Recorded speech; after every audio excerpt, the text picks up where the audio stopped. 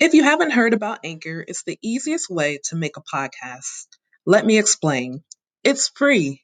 There's creation tools that allow you to record and edit your podcast right from your phone or computer. Anchor will distribute your podcast for you, so it can be heard on Spotify, Apple Podcasts, and many more. You can make money from your podcast with no minimum listenership. It's everything you need to make a podcast in one place. Download the free Anchor app or go to anchor.fm to get started. Hey everybody, this is Cynthia with Notice. This is All About Life's podcast, and I am so excited to be back on here. Hopefully moving forward, there's going to be some more shows, some more guests, and more things to come. But today I just want to talk to you all about a quick topic.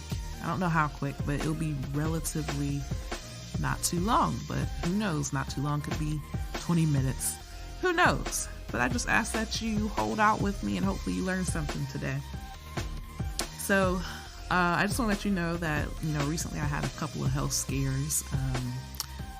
People close to me know what's been going on, and I've had a lot of people praying for me and just thinking about me, and I just want to say I thank you. I really appreciate it. It's good to have people in your corner when you're going through things in life. So yeah, I am slowly almost all the way back to normal, and I am just excited to once again be able to talk about all about life. All right, so I don't know about you guys, but for the last year, I have had a bunch of different roller coasters. There's been emotional roller coasters. There's been financial roller coasters. There has been spiritual roller coasters. There has been mental, emotional. I might have already said that one. Social. Just, every roller coaster imaginable to me, I feel like I have faced. And within the last couple of weeks, in my prayer time and my meditation time with God, I have been trying to figure out, what's going on? What's going on with myself? What's going on with the world? What's going on with people around me? There has been different feelings that have come up that I haven't really faced before in life until, this past year with the pandemic and everything. And I'm sure some of you can relate as well, but just so much. And all the things we hear about in the news, all the things that we know are going on in our community, all these trials and tribulations and pains and killings and sufferings. And that has a way of taking a toll on a person. And that's why I ultimately believe that it's important to be a person of faith. I know for some of you, you don't believe, and I by no means am going to force my religion onto you, but I will testify that I know without God in my life right now, I wouldn't have made it, because this world's just too chaotic. So it's just my prayer and my wish for all of you that you would develop that relationship, or if you already have it, hey, hello, brother or sister. So let's get into it. Today we're going to be talking about conditioned to win. So I want you to really think about that. It's a very simple topic. It's something that for most of us we've heard numerous times, whether we were at church, whether we were at our grandmother's house, uncle, aunt, friend, relative, could have even been a coworker. We've heard that. We've heard it from coaches. And today I'm going to be talking a little bit about that in regards to when I used to play basketball a long time ago. Now, my little disclaimer, I by no means was a star. I was mainly a bench warmer. But even with being a bench warmer, I was able to learn a couple of valuable lessons. So I'm going to be using a verse today, and I'll let you know now. If you don't believe in the Bible, you might want to go ahead and just sign off. I won't be offended. The verse is going to be 1 Corinthians chapter 9, verse 24. And it reads this from the King James Version.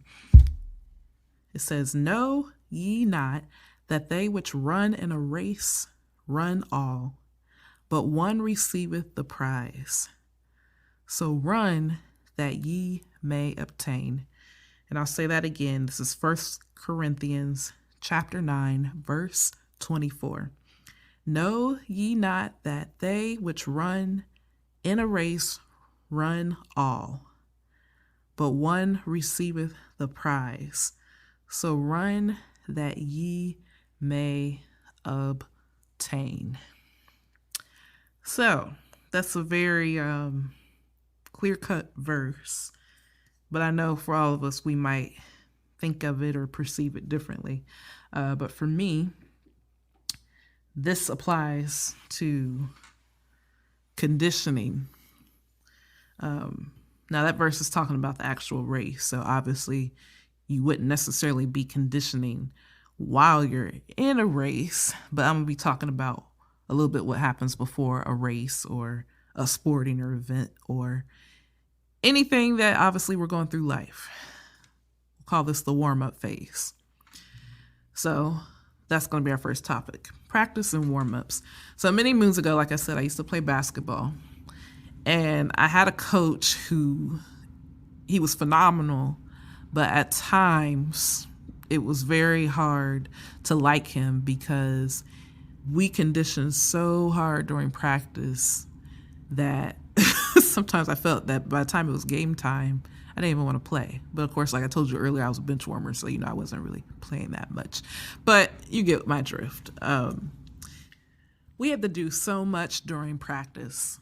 We had to do suicides, we had to do sprints, we had to practice layups, we had to practice free throws, we had to do offense, defense plays, run different situations, all that on the court during practice.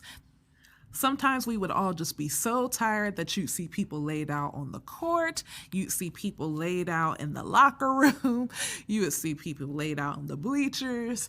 Anywhere there was to lay out, people were just falling over, taking breaks, laying out because our bodies were so tired from all of the things we were doing during practice that at times we just had no more energy to give.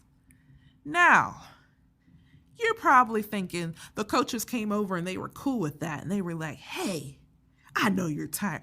Go ahead, take a nap. We don't care. Hey, you want a blanket? Hey, do you want this and that? We're going to give you some time to just rest and get yourself together. But that's not what the coaches did. The coaches would get mad and they would say, oh, since you guys want to take breaks when it's not break time, we're now going to make you do more suicides, more sprints, do the plays, work even harder because you're going to have to condition your body to know not to give up just because you're tired. Now, for all my sports people, you probably understand that. And for all of you who still work out to this day, you probably understand it too, that it's not always good to just give up just because your body is worn down and because you're tired. Now, I'm going somewhere with this. Remember, like I said at the beginning, this topic today is called Condition to Win. So what else happens when we are conditioning to win? So we talked about what goes on during practice and then how, we had to run these plays and how you got to keep running, you got to keep doing all these things. But another important lesson to remember is that through all of that, you are repeating the same motions and the same actions until you are learning what to do during game time. So, for example, when you're repeating doing layups, when you're repeating doing free throws, when you're repeating doing, when you're repeating doing, what's it called? 3-pointers. My goodness, I'm getting old. That is all so that you are conditioning yourself to know how to do those movements during a game. And then ultimately, that your body would remember those motions when you get to game time and once again not get tired or burned out too quickly. So that was number one. So we just talked about the practice, the warm-ups, repeating things until learning takes place. Number two, and being conditioned to win. Having the right support system and team. Why is this important? I'm glad you asked. If you have a team of players who are not conditioned, what do you think happens to them? So these are the people who never show up for practice, never, practice the plays. They never take the extra time to exercise or maybe eat the right foods and get their body right. These are the people who just want to basically show up on game day and be stars, but not necessarily have the tools and be equipped to do so. And yes, I know you're thinking there probably there's that rare group who can do that and they still are stars. I'm not talking about those people. I'm talking about the people who are basically lazy and they expect to show up for game time and for good results to happen just because they showed up, but they didn't put in the time to condition. So how can they expect to win? These are the people I'm talking about. But instead, you want a team that is conditioning with you. You guys know the plays. You guys know how to rely on each other when somebody's weak or when somebody needs to take a break. You know how to rely on each other when there's a certain play coming up because you guys have studied that during practice together. You know how to face the opponents because you have a bond to where you don't have to talk to that player to understand where you're going. That's the type of team I'm talking about. And for some of you, this might not be your family. Always keep that in mind. I'm not saying that family hates you. I'm not saying that family dislikes you, even though that does happen as well. But sometimes we look for support from family members and we might be looking in the wrong place. Support can come from a variety of people. It could be from friends, associates. Sometimes it comes from strangers. Sometimes it can just, it can happen. You might be in a grocery store and realize you have a support system by somebody randomly who maybe they pay for your groceries that day, or they decide that they just want to do something nice for you, whether it's holding the door open for you or something like that. That's the type of support system I'm talking about. People who see a need and they address it, or they see your vision, they see where you're going, and they're working with you to get to that destination. You got to have that type of support system when you're conditioning as well. All right, number 3, staying the course for the end result. Once again, staying the course, say it with me, for the end result.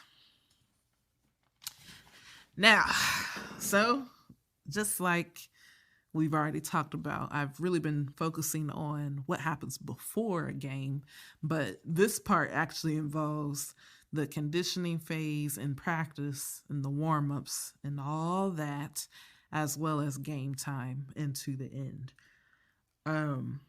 So I wonder what you guys think about this. Personally, I feel that older generations, they understand this concept a whole lot better than I would say my generation and younger. And part of this, yes, technology does play a major factor in why, because we're more of an instantaneous group of people where, we want popcorn, we go to the microwave, we throw in the bag, pop it, that type thing. Whereas our grandparents, great-grandparents, in some cases our parents, they didn't do that. Back in the day, they had to literally put some popcorn kernels over the stove and shake it, shake it, shake it. My mom still does that to this day. I think it's just hilarious, but I love watching her do it. But anyway, sidebar. They had a better understanding of what it meant to endure, to stay the course, to stay in something with somebody, no matter what. Now, obviously, the no matter what, that's kind of a gray area, because I honestly believe that there's some times where, yes, you do need to walk the other way. You need to take another path. But that's a whole nother podcast. Right now, I'm just talking in general about how We have to not give up, and we have to stay in the race to ultimately win the prize. So, how do you stay the course during practice? Well, you continue doing what you're supposed to do. Listen to the coach, listen to your teammates, put your effort in until it's time to go home. How do you stay the course during the game? Same thing. It's your turn to get out there on the court. You're supposed to know what to do. You're supposed to know how to bond and communicate with your teammates as well as your coach. You're supposed to know what the ultimate goal is. And obviously, for most people, I hope, the ultimate goal is to win the game. So, if we are having issues staying the course, why do you think this is? I believe it could be because it's time for you to move on. Perhaps your next window of opportunity or your next game or whatever you're trying to get in life has nothing to do with your current situation. That's one possibility. Perhaps you're being selfish. Perhaps you feel that what you're currently involved in or whatever situation, no one's listening to you, nobody's respecting you, nobody's able to understand you and your wants and your needs. So that might be a reason why you feel you have to stop and to give up. But for most of us in this generation, it really don't have nothing to do with that. A lot of times why we don't want to see stuff through and we don't look at the bigger picture is because we're just plain tired. And whether that's mentally, that's physically, that's spiritually, like we just don't have it in us in the girth to keep fighting on. So it goes back to earlier when I was talking about how those coaches during times where they would see us all just fall into the wayside and, like we can't breathe and stuff. Like I said, they didn't come over and let us just sit there and do whatever we want to do. That's when they were on our case more like, no, you have to get back up in this game. You have to continue practicing. You have to do this. You're going to have to get up and walk it off. You're going to have to shake it off. You're going to continue going. And this is the same thing that God tries to do in the lives of his children daily. He tries to remind us that there's a bigger picture and we don't have time to be sitting around to be complaining about how hard the game is, how hard practice is, how hard it is to get up. He's not focused on that. He's asking us, where is our faith? Where is our willpower? Where is our endurance to finish through and to get to the end goal, which is the end of the race. So when I started this, I told you that today's topic is conditioned to win. And I believe this is a message for somebody. No, by no means am I a preacher, but this is something that I feel I needed to share with God's children, because we're in very perilous times right now where too many things are trying to take us out. Too many things are trying to break us. Too many things are trying to knock us down. Too many things that don't want us to succeed. Too many things that want us to fail. Too many things that don't want us to get to the end result and to see all that God has in store for us. Too much of that is going on.